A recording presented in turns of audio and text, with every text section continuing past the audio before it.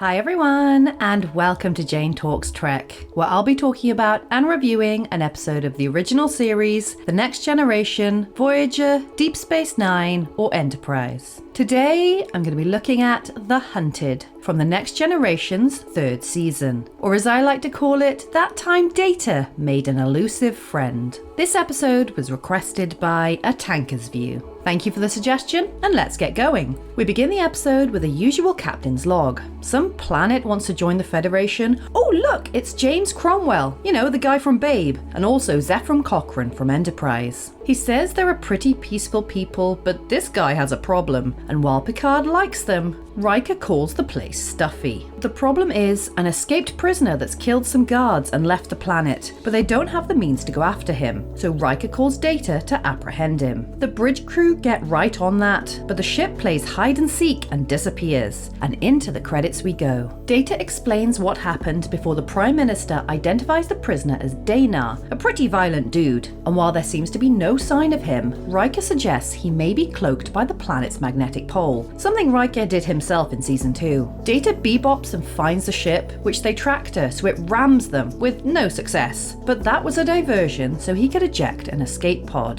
Danar is beamed aboard, and he's not a happy camper, as a skirmish ensues, and despite O'Brien calling for more security, no one bothers to show up. Peekaboo, Worf! Between him and Riker, they manage to wrestle Danar to the ground, so the Prime Minister asks for them to hold him for a few hours, and Data discovers that Danar has no life signs. His tossing and turning interrupts Deanna's stroll through the ship, so her and her bouncy hair go to visit him, and they have a little chat, where she establishes he's scared of going back to prison. Thank you, Captain Obvious! He's not interested in her bullshit and mocks her, which she doesn't appreciate, so complains to Picard, who is also not interested in what she has to say.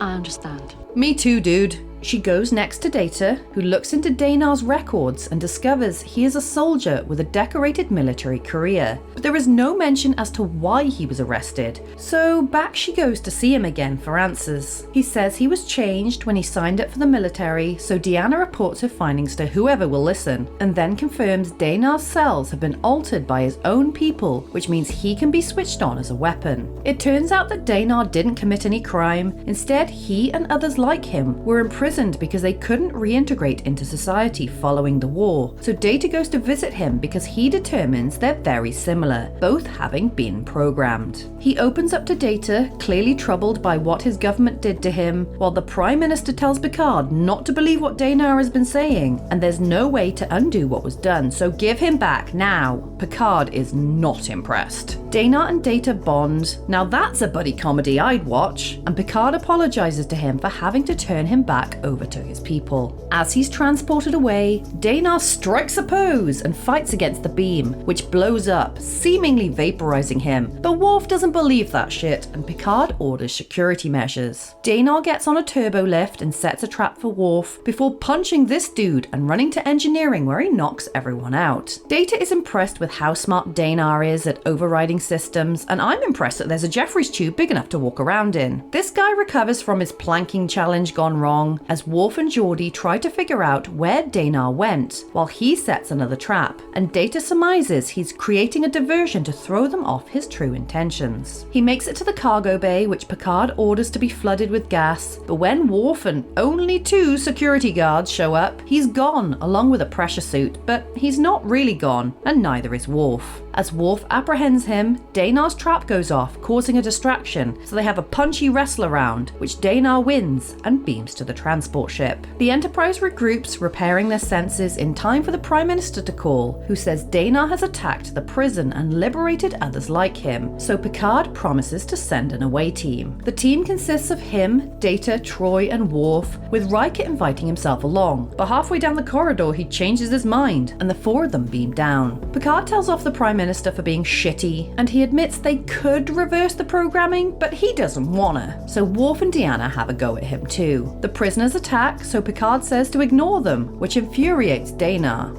To survive is not enough. To simply exist is not enough.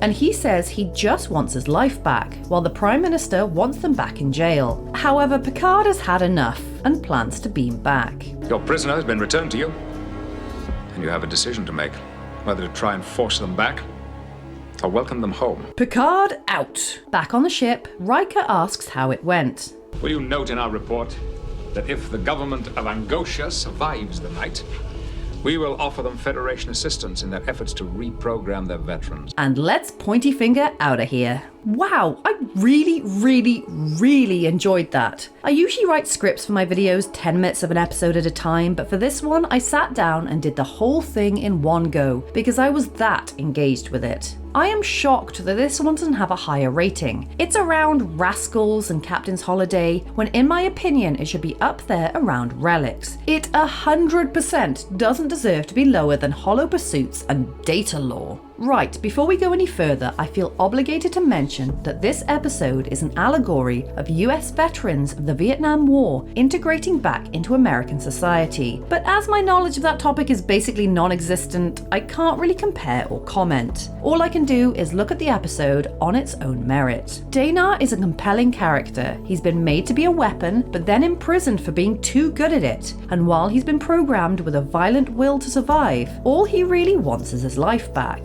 and to be treated like the man he once was. He was so good at evading capture that I was on the edge of my seat throughout the episode, wondering what he was going to do next. And they could have easily made him into an unfeeling, mindless weapon, but the complexity they gave to the character gave him a lot of heart and humanity, which in turn allowed some great moments between him and some of the characters. Worf was impressed by his tenacity and cunning, viewing him as a worthy opponent. Deanna was intrigued by his layers of emotions. Picard knew it felt wrong returning him to his people, and Data saw a kinship with him. I was most interested in the conversations between Data and Danar and the parallels between their characters. And my one note for this episode is I would have liked more of that. Data pushes his program to explore his humanity, while Danar's humanity is diminished by the programming that was forced upon him. It's such an interesting duality, and I would have preferred less Deanna in favor of more Data. I like the ending of this episode too, where Picard just leaves because earlier the Prime Minister said the matter is none of their business, and Picard takes his word on that one. And he was right, there was nothing he could do to resolve the situation. All he could do was offer assistance after the fact, if and when the Prime Minister chose to do the right thing. This is one of those episodes that has my stamp of approval as a must-watch yourself,